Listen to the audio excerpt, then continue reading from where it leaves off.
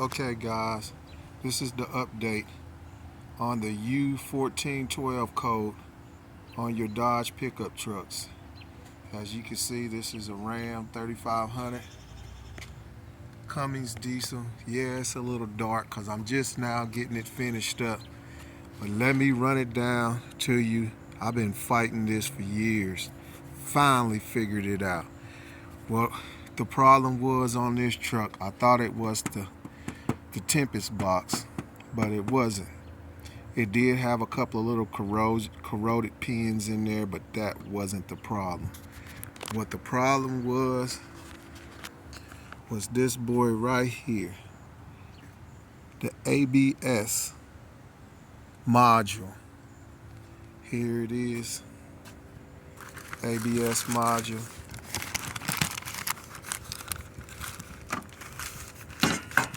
I bought this one off of eBay. It was about $55, and as you can see, that's the number right there. I didn't change the whole ABS pump and everything. What I changed was just the module. You could take this module off. Just this part right here is what I changed. And what happens is, they said inside of these modules, from them being up under the heat next to the motor, that the board contracts and expands, and it does that so much from the heat getting cold, getting hot, that it actually cracks the solder joints inside of these modules.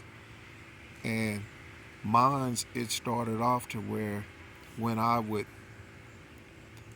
start the truck up in the morning when it was cold, ran fine for about maybe 45 minutes to an hour. Then I would lose my speedometer, anti-lock braking system would stop working, ABS light would come on, cruise control wouldn't work,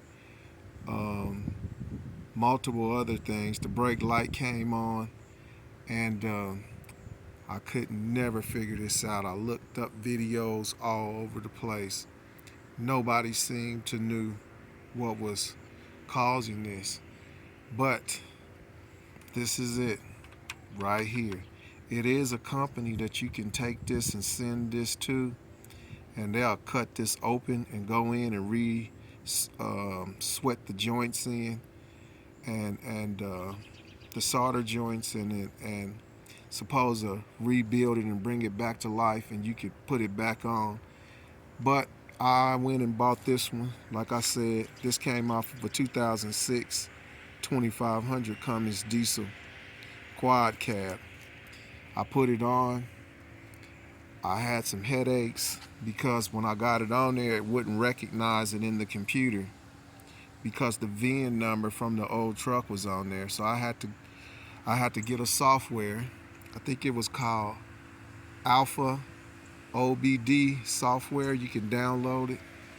It runs on Android phones, and I reprogrammed everything. I'm gonna have to take you through that later. This is just a quick video to get this information out that is fixed.